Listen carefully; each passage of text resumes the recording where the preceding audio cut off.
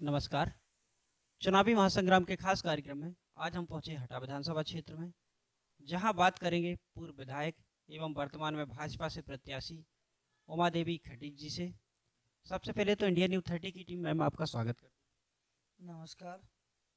Ma'am, आप क्षेत्र के कोने-कोने में जा रही, क्या रुझान समझ में आ रहा है आपको? रुझान हमारी सरकार की तरफ है।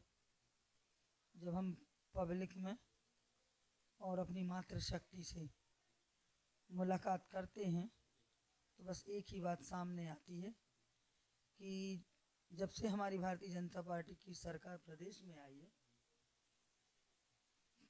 तो हमारे मुखिया माननीय शिवराज सिंह चौहान जी ने जनता के हित में जो लोक कल्याणकारी योजनाएं जमीन पर उतारी हैं और उसका लाभ हमारे सभी वर्गों को मिल रहा है, चाहे युवा हो, चाहे मातृशक्ति हो, वृद्ध हो, सबको लाभ मिल रहा है। और क्षेत्र में हमारे माननीय मुख्यमंत्री जी की बहुत तारीफ होती है। आपके सामने देखा जाता है हटा विधानसभा क्षेत्र में कांग्रेस पार्टी से प्रदीप खटीक जी हैं। बहुजन समाजवादी पार्टी भी सुना है अच्छी आगे है, लेकिन भारतीय जनता पार्टी का क्या रहेगा? आप जनता के बीच जा रही तो क्या है मुद्दे? अन्य पार्टी का तो मैं कुछ नहीं बता पाऊंगी। देखो, ये तो महासंग्राम है।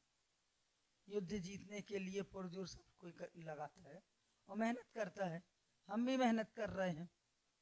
क्योंकि मैं यहाँ से 2 बार की विधायक हूँ और तीसरी बार मुझे प्रत्याशी बनाया गया है। भारतीय जनता पार्टी ने मुझ पर विश्वास किया होगा, तब तो मुझे टिकट दी। आपके यहाँ जो सिटिंग विधायक थे पीएल तंतुआ जी, उनकी टिकट काट कर आपको टिकट दी। तो देखिए, जब से मुझे टिकट मिला है तो मैं तो अपने परिश्रम के से क्षेत्र में घूम रही हूँ और जो जिम्मेदारी उनको माननीय विधायक जी को दी जा रही है वो भी उसका निर्वहन कर रहे हैं। मतलब पार्टी के साथ साथ हैं। देखा जाता है कि पिछले 3.5 साल से लगभग भारतीय जनता पार्टी की सरकार रही, तो आपके हटा विधानसभा क्षेत्र में कितना विकास हुआ, कितनी तस्वीर बदली? जैसा कि आपने कहा कि 3.5 साल में वैसे तो हमारे यहाँ जो सड़कों का निर्माण, ताला ये अपने अमृत महोत्सव में के माध्यम से तालाबों का निर्माण, ये तो हुए हैं, हमें ज़मीन पर देखने को भी मिले हैं। और अगर हम अपनी बात करें कि 2 बार के यहाँ से हम 2 बार का हमने यहाँ से कार्यकाल निकाला है और उसमें विकास की बात करें तो विकास के क्षेत्र में हम भी बहुत आगे रहे हैं। हर डिपार्टमेंट में मैंने विकास किया है। आपके बारे में सुना है, आपका जो जीवन है काफ़ी संघर्षशील रहा। आपके बारे में मैंने ये भी सुना है कि आपने जो स्ट्रीट लाइट है उसके नीचे बैठकर पढ़ाई की है। इसके बाद भी आप शिक्षिका बनी हो। शिक्षिका बनने के बाद आपके मन में क्या विचार आया कि आपको राजनीति में आना पड़ा? शिक्षक का पद एक ऐसा पद है कि उसमें मैं अपने आप को गौरवान्वित महसूस करती थी। मैं आपको बता दूं, मुझे राजनीति का कोई शौक नहीं था। क्योंकि मेरे श्रीमान जी जब वो 12 वर्ष के थे और उनने जनसंघ के समय से पार्टी का झंडा उठाया था और लगातार वो पार्टी में काम करते रहे और मैं अपने शिक्षक के पद पर कार्यरत रहकर अपने परिवार का जीविकोपार्जन करती रही। और हमारे श्रीमान जी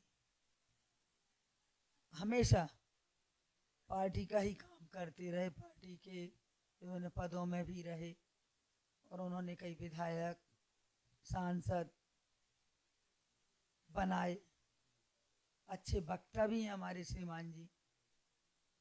और जैसे ही 2008 में हटा विधानसभा आरक्षित हुई तो उन्हें लगा कि अब ये सीट जब आरक्षित हो गई है तो मुझे टिकट मिलेगा, पर हुआ इसका उल्टा ही। और फिर बोले कि इन्हीं के परिवार में टिकट देना है, पार्टी ने सोचा, और देना है महिला को। तो मेरे पास भी बात आई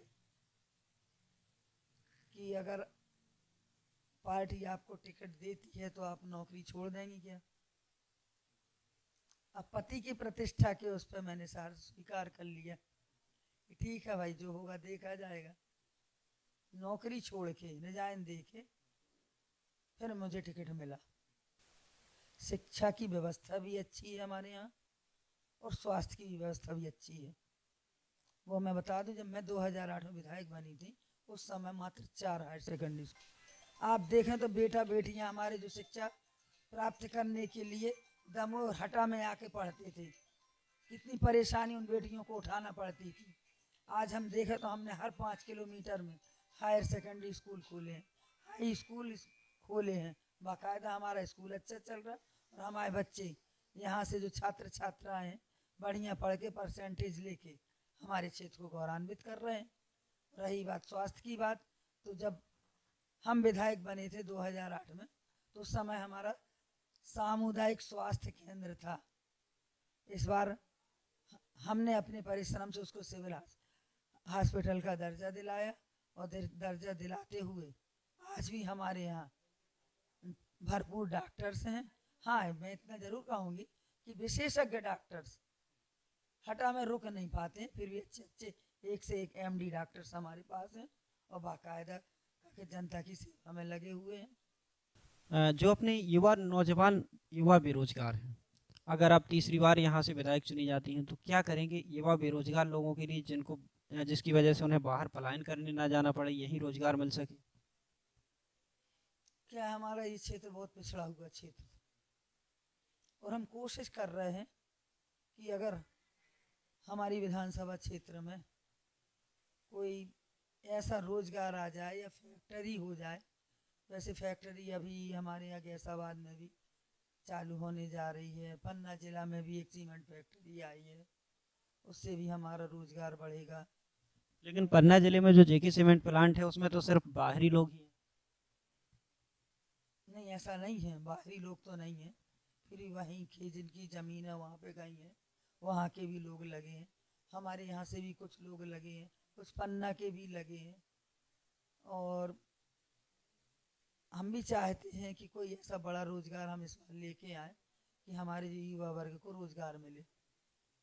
और अभी हम लगे हैं अपने रेल लाओ संगठन में, तो इस बार भी हम बहुत प्रयास करेंगे कि जो हमारा का नाम से जबलपुर से दमोह, दमोह से हटा पन्ना मार्ग की ओर एक लाइन हो जाए तो उसमें भी हमारा रोजगार बढ़ेगा, लोगों को रोजगार मिलेगा।